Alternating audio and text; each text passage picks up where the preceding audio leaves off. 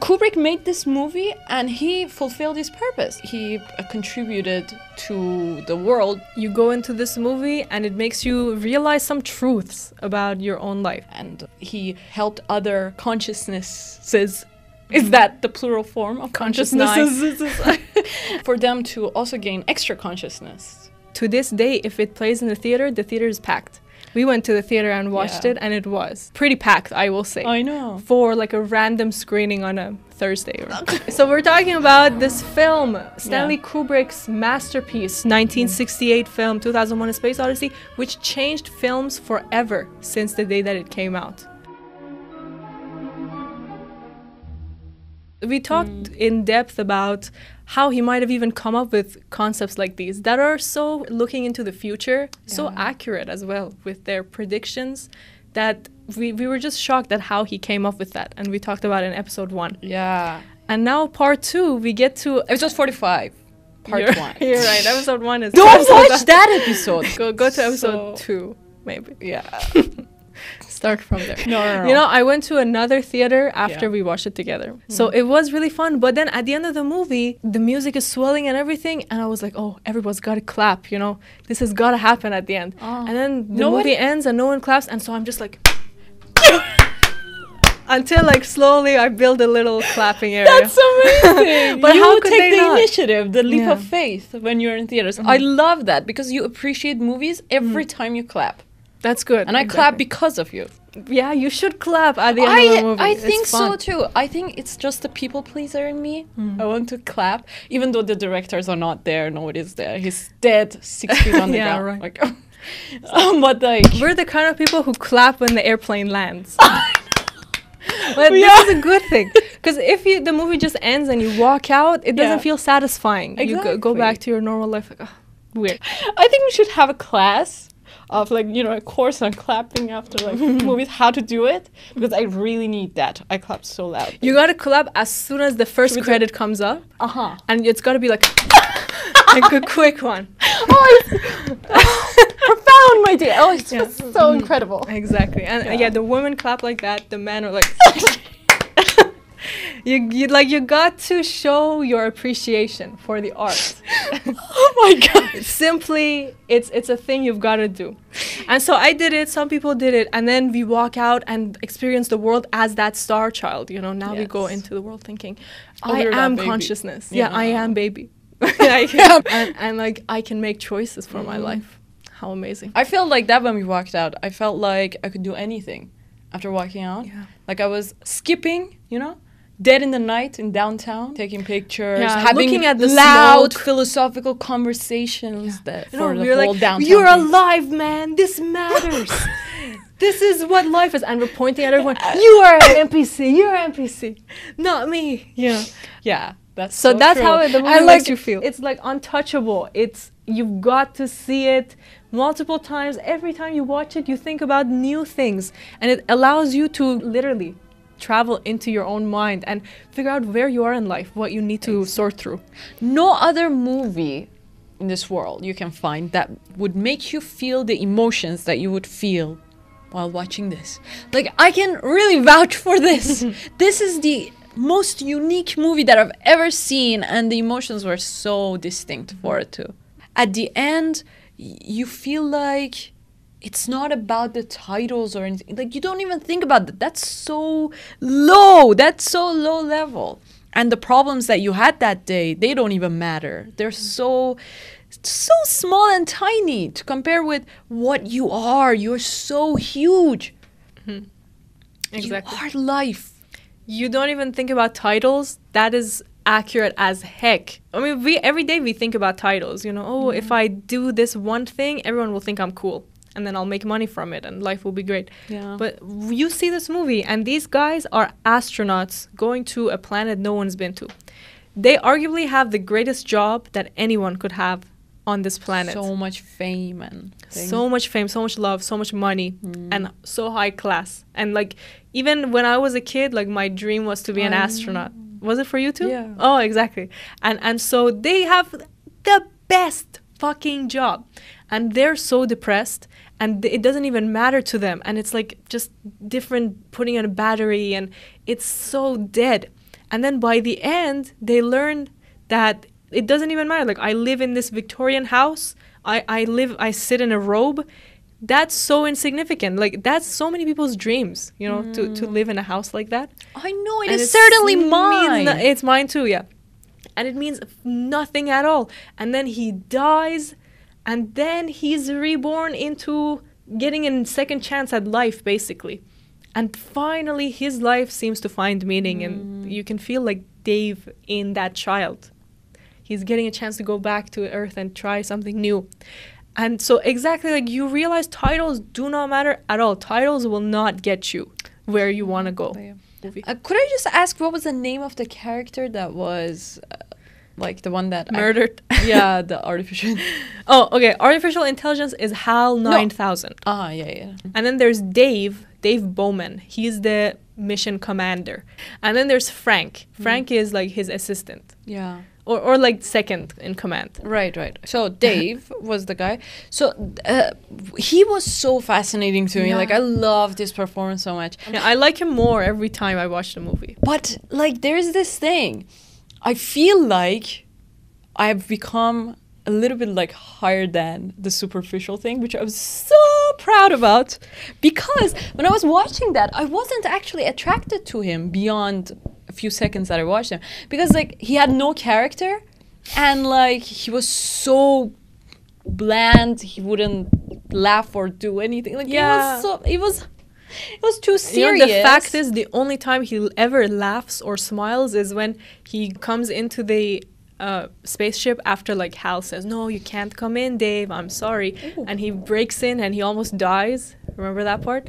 After he closes the gate and he doesn't die, he's like, he smiles for a second. No way. And that's the only emotion he has.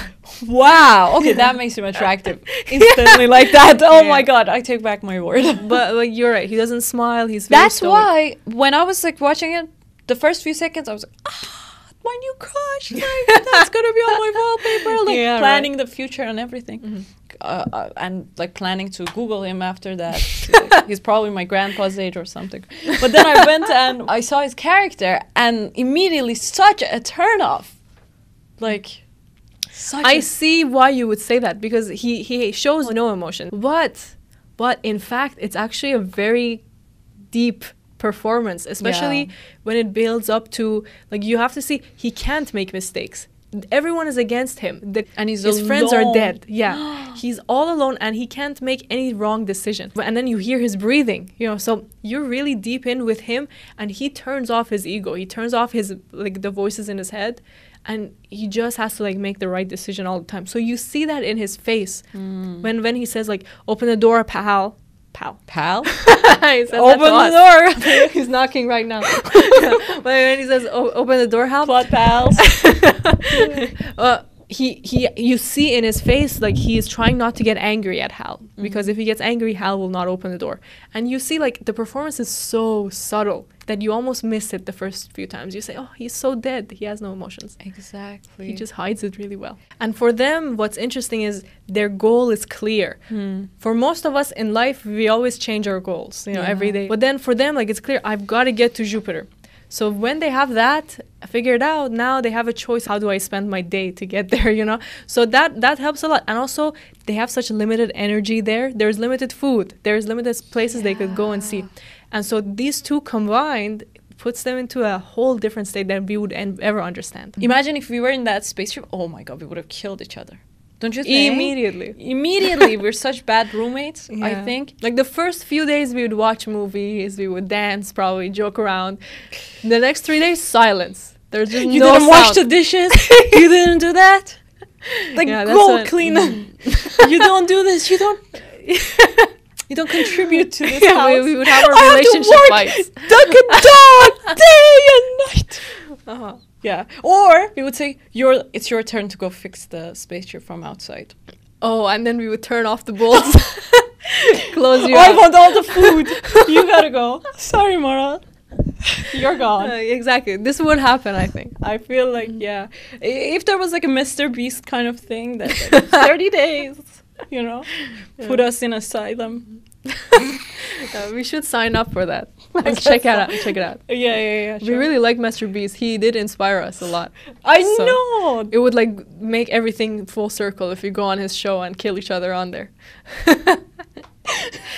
That would be great. Well, one thing that they're doing is they're listening to an interview, right, pre-recorded, and then the way the interview worked was the person on Earth would ask a question. It would take 7 minutes to transmit to them, and then they would answer, and it would take 7 minutes to get there. So it was like the longest interview ever. Imagine. I don't want to interview those kind of guests. Wow, and imagine like this is what they would answer with. So the Earth guy would be like, "How are you guys feeling today? You know, is everything going well there?" 7 minutes later. 7 minutes later, it's good. It's going great. Thank you. And then go back. Like the astronauts don't even ask a follow-up. You know, they just send it back, and now another 7 minutes to get a question. Damn. Talk about like bad communication skills. Like what? Yeah, exactly. This is what they do. Like go back to the movie. Their answers are so short, but Hal gives really good answers. You remember Hal's answers? He's like, "I'm putting myself to the fullest possible use," which is all I think any live entity can aspire to do. Something like this. Like he's giving profound answers, which are so right too. Like these guys are so depressed and like they barely talk. And then Hal is saying like, "I am using all parts of my brain. I'm working all day. It's keeping me busy. And I have stimulating conversations with everyone on board." He's like even more human than the humans. Don't you think? I see, yeah. You know, it took the writer and Kubrick 1 whole year of working on the script to come up with that ending that he turns from an old man into a baby. How did they come up with that Victorian house? Yeah, right. What was the reason? It makes so much sense. It does make today, sense. You know? I don't know how they came up with it at that time. Because, for example, there's these apps like Mid-Journey that you type in a command like, "Build me a Victorian house that is blue, all blue." And in a second, it pulls up a picture that looks like a Victorian house, but there's some things wrong with it, you know? Like, it felt so modern. Yeah, and even in the washroom, there was no mirror by the sink. Do you remember? It was just a wall by the sink, and then the mirror was by the top. What is up with that? Yeah. The interior designer who What did this. the fuck? But the idea is that today with Mid-Journey, you can see AI knows what human houses look like, but it doesn't know 100%. Like for example, if you say build me a human, usually the human has 6 fingers or like too many teeth or something, and that's because like the AI doesn't know exactly. It's not human, and so the aliens are the same. Like they've probably studied Earth. And they've seen these designs, but they haven't seen like the exact details of how it is. So that's why they have 3 towels right beside each other. And there's no mirror. And the tiles are shiny. And there's like so many chairs randomly put everywhere. And like weird statues. Because it looks like a real house. But if you pay attention, it's that a human did not build this. That's very, very insane considering when this movie was made. And there was no like trace of AI or anything anytime soon. No trace. There wasn't even a computer, let alone AI. Let alone AI. Are you sure about the computer thing? I think there was like 1 computer in the world. Or like there was 3. And then the computers were as big as a room, you know? Like they were one of those that only exist in a university. Like you have to go sit in it.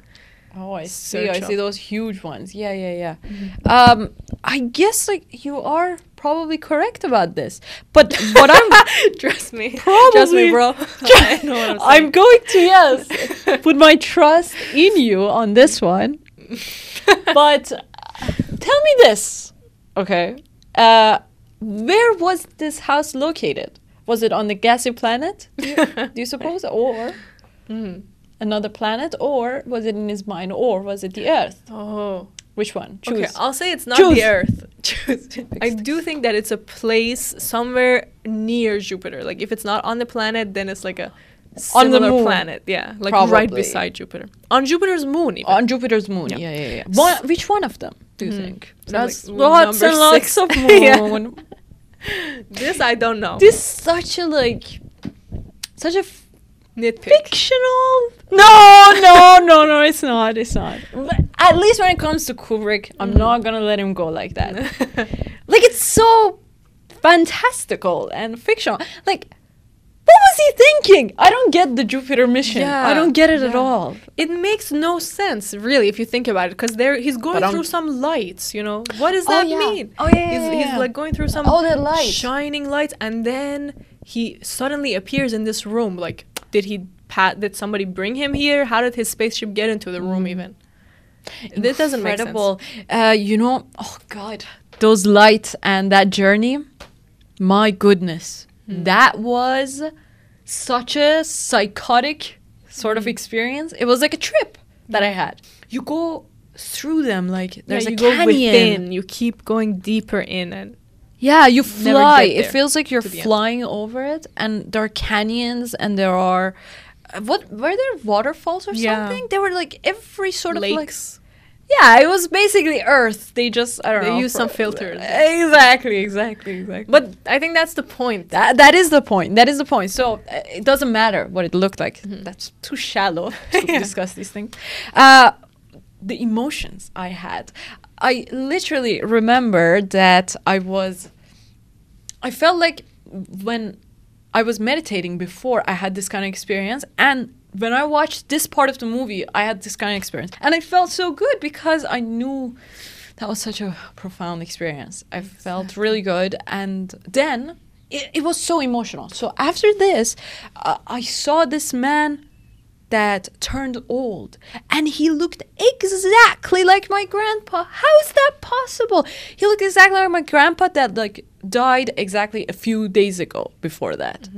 And it was so emotional. I really cried at that part. When I saw him die, he turned into a baby. It felt so calming because I knew that's where my grandpa is right now too.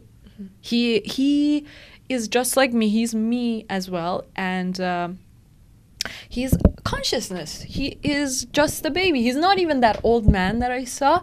He is a baby in this universe that is trying to learn as well every day, growing, and he's not dead. He is alive because he's life.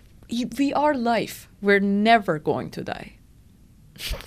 Exactly, I agree with you. One day we are in this body, another day, like in another body, in a animal form or like anything, but we never go away. You think you are a person with some kind of identity, and I think the same for myself. We are never going to die, because the day that we die is the day that we don't experience ourselves anymore, and we don't see through our eyes anymore. So once we're dead, we're dead. Like, we don't, it doesn't even exist to perceive itself as dead. Yeah. To say, oh no, too bad, I'm gone now. So until the moment that our eyes are open, we are alive, and it will never end, because when it ends, we won't be there to feel it. So in that way, literally, we will never die. But it's so calming to think about this. Like, instead of thinking, oh no, one day I'm going to get old and I'm going to die and I'll get weak. That sucks to think about like that. It's great to think I am the baby until the second that my eyes close. That's what it is. Isn't this beautiful? That's so if you beautiful. think about that, the whole second part makes sense. You know, it fits into that theory of like, this is about a person living on autopilot in this depressed state. And then they get to see the beauty of the universe, and they get to be reborn at the end and go back to Earth. And the fact that, like, we don't know if even that's what he wanted the movie to be about. He always says, Kubrick says, it was about finding extraterrestrial life. Literally, it was about that.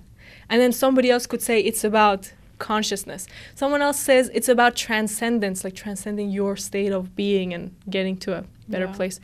And all of these are equally valid. They make perfect sense within the story. I think it's because they're all connected. Right. Like, at the end of the day, whatever route you go, whether it's scientific, spiritual, or like whatever, you come back to one point, and everybody agrees on one point, and that is like all these subjects. Consciousness is like, in spirituality maybe they say that, or like in psychology they say that, but like in science probably they have another name for it. And like, everybody comes back to this because it's the truth. If it's truth and it's like fundamental, everybody comes back to it. Truth doesn't change no matter which universe it's in, or like whatever. Yeah, that's right. it's the lie that is inconsistent, but truth remains the same, whatever language you speak it. You go into this movie and it makes you realize some truths about your own life. Yeah, And about and the universe. as you say, like each person interprets it differently, but like at the end of the day, it's like the same ideology, the same theme.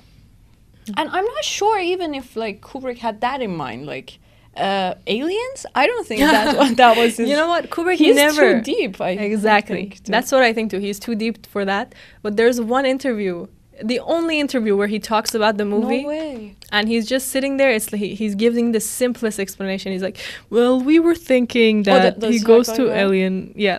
Well, his voice is so beautiful. He's like, we were thinking that he goes to the alien land, and he is taken in by godlike entities, creatures of pure energy and intelligence.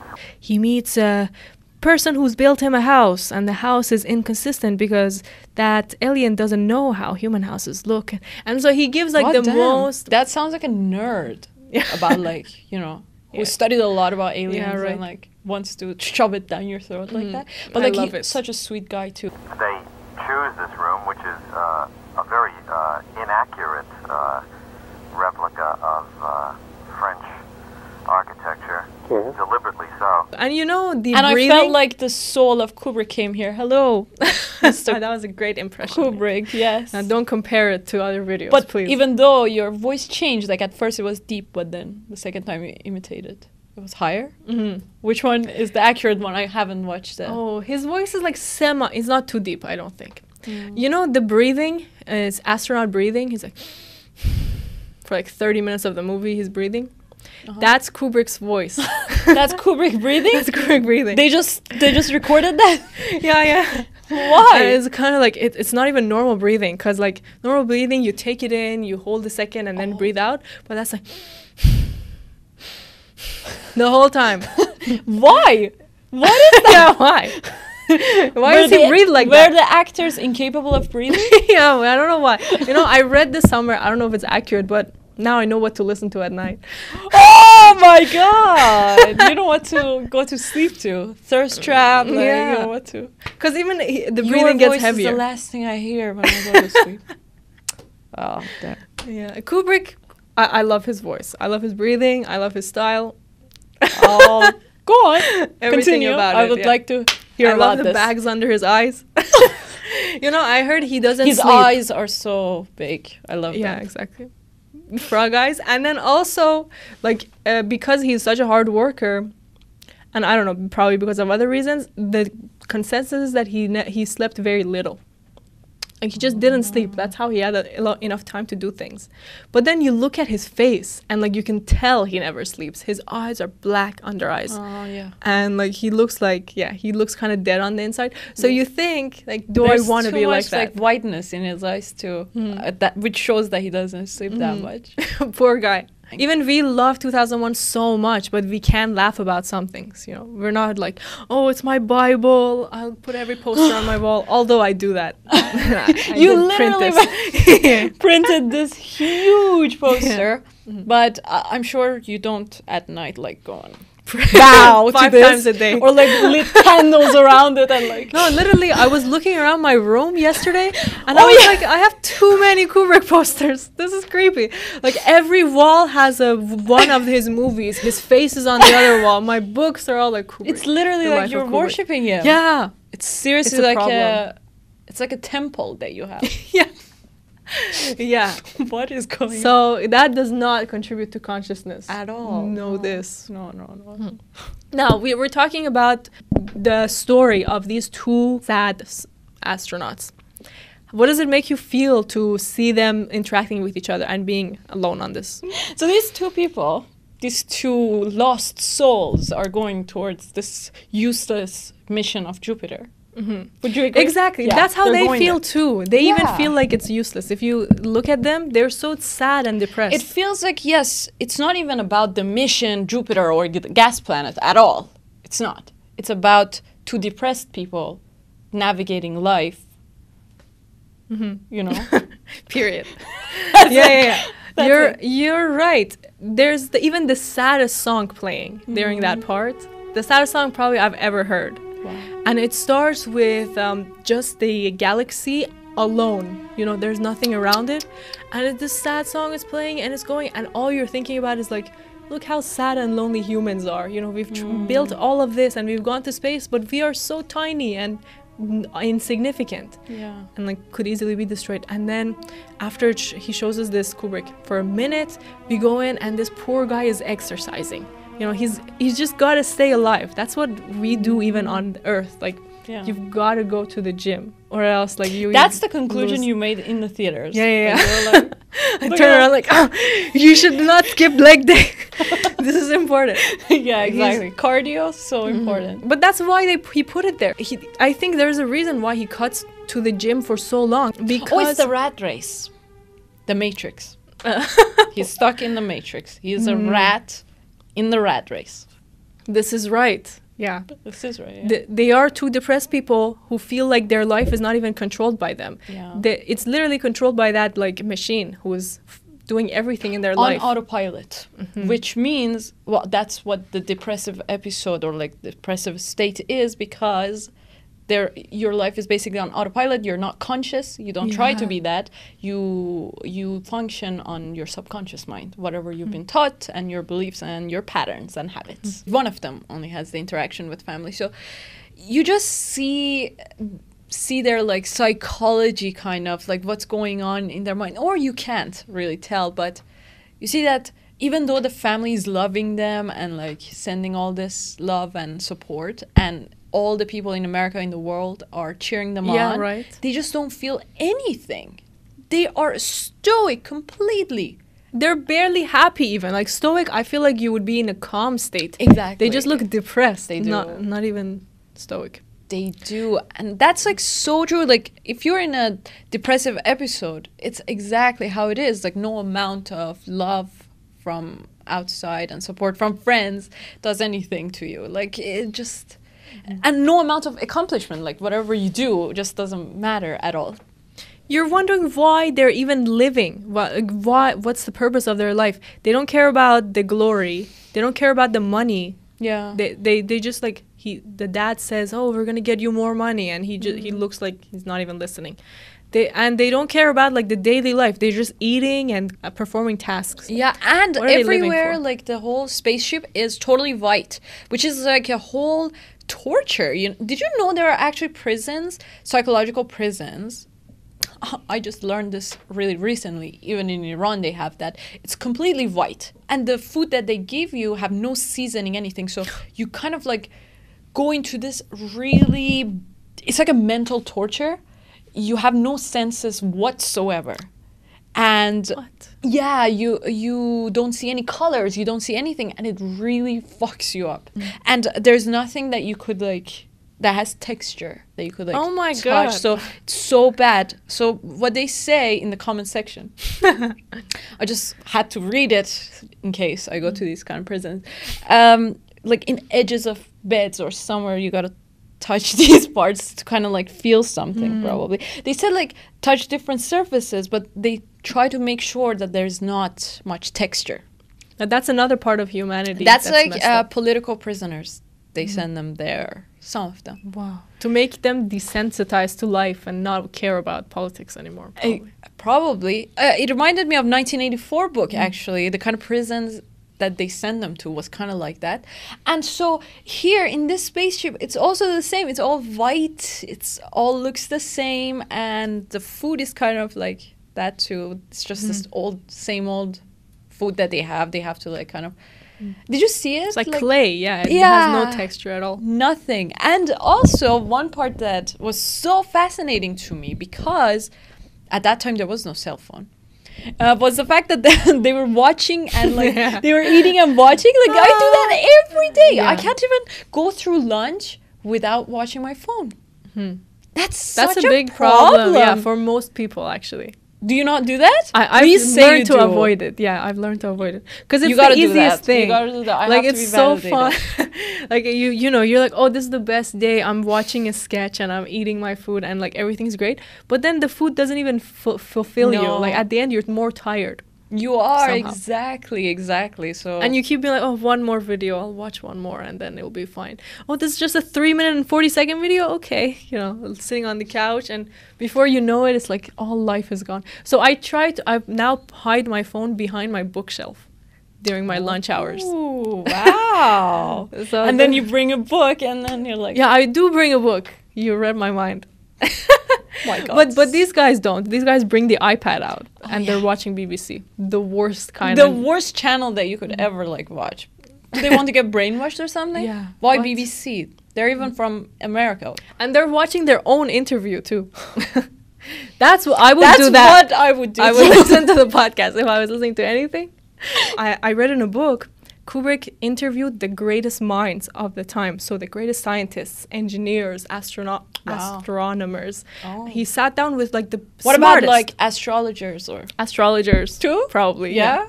Bikers, you know, Sports, yeah. basketball players, anyone he That's- found. And he asked them, like, what do you think about the future, what it's going to be like? Yeah. And so just imagine, like, if today we sat down and talked to Stephen Hawking. Like, is he alive? No. Oh, rest in Oh peace. no. But- But like I'm not really sad about it though, because he turned out to be a pedophile. So What? he did, yeah. He couldn't even walk. I know, couldn't and he even was such a talk. cheater, even though he was like, man, that's the only thing I can say. Oh, Lord. But he had a big brain. It's okay. He cheated twice, I think, when in Wiltshire. How is that possible? I know. How is that possible? Nature, like I feel like that's one of the topics that he should have, like Kubrick should have touched on, probably. Human nature is to be- Man, nature, yeah, sure. This is a fact. Well, imagine if this Stephen Hawking hadn't died and he was not a cheater. Like, if we sat down and talked to him, Yeah. we would actually gain really good insights he has about where the future would go. Yes. So Kubrick did that with many of the greatest minds. And then he collected these into, like, video interviews, and he listened to these. He read the greatest books written about artificial intelligence, about, like, science. Oh. Probably he read that. Artificial intelligence at that time. Yeah. Oh, wait, sorry, I'm wrong. Extraterrestrial life. Ooh. So just like the alien. Ah. And he read all these from the age that he was young until he made this movie. And so with all this knowledge, he gained like a kind of a real clear image of what future would look like. Oh. And then he recreated it. And then I heard that he had a team of 106 people making this film. Oh, I see. 106 of the greatest. 106 isn't even that many people, don't you think? It is not, especially for like a movie in such scale. Like it's a feature film, and usually nowadays it's just It's so thousands. much more. Yeah, exactly. It is. So only 106 people made everything in the film. That's over 4 years. So crazy. That's so crazy. Including the actors, of course. Like Oh, there yeah, weren't probably that many not. actors, Yeah. but there wasn't even that many actors, so that makes sense. But Exactly. like, imagine the studio design, like production designs and everything. It's just This movie will blow your mind. It doesn't matter when you watch it. Like you Yeah. could watch it 100 years from now. The amount of detail that they put into everything, it doesn't even make sense. You know, doesn't. like the way this guy is running and we're following him and he's like running through space and time. Yeah. And then like he's sitting there and you know somebody else walks from the wall to where he's sitting. yeah. Did they go to space to film this? How did they do that? You know? And It's I wonder, insane. like, how much did they know these, these like space stops? What do they call them? That State international space stations. I think so. Yeah. There's probably just one. I guess This so. space If station. there was one, which I'm sure there was, like, that's probably what they studied and like. Yeah. The thing is, like, they had never landed on the moon before the movie came out, so a lot of it was probably theory, you know. But it ended up insane. being good theory. Yeah. I read that like they had done soft landings on the moon. I don't know what that means. There's like tiptoe and walk away or something. They'd done that twice with like a with a monkey, probably. I don't know. not a monkey. They'd landed somehow, but they didn't with a count it. spaceship, probably. Yeah. No humans in it. Exactly. And then after he already won his Oscar for this movie was when Neil Armstrong stepped on the moon. Oh man. Insane. Like, how did they replicate it so good? The moon, you know? The moon landing? Oh, well, that makes me think. It They should. could I mean, like, Kubrick it was just one director, you know, I don't know how much sponsorship he had, but like if the US government is behind you, you're gonna make the best studios. Like I think we could even get like design such a studio with that kind of budget, even us. Exactly. And the moon landing video doesn't even look that good. I know. Like, if he created 2001 already, he could easily create the I know, moon what landing. the fuck is up with that like shoe? The footprint that is there. Yeah. But the shoe doesn't look like that. Like This is a conspiracy that Anna subscribes to. I do. I'm a dreamer, you know. I like to think that we did land on the moon. It's a good thing to think about. It's too far away. Like What do you think about Jupiter then? If you think this about the man, moon? that's a gas planet. Like it's not even Okay. possible. Like I don't even understand what Kubrick was thinking. What were they thinking? What was that mission? Like Well, you can't go on you a gas can't planet? land on a gas planet. Is it just made of air? It's just What? How does You it know? look like a circle? This is our scientific talk. And then Kubrick like interviewed the greatest minds of his generation to make this movie. it's like see like it's a Okay. frog that is like Really? compacted like in a bubble, a plastic bubble. Sure. Okay. Have you put smoke in a plastic bag? Not yet. Not yet? You haven't tried that? If you try it, you see like the smoke goes in it, but it's like in it. Fills Of it. course, it's gas in Wow. the plastic. You can see it. It's there. Okay. And it is. I don't know.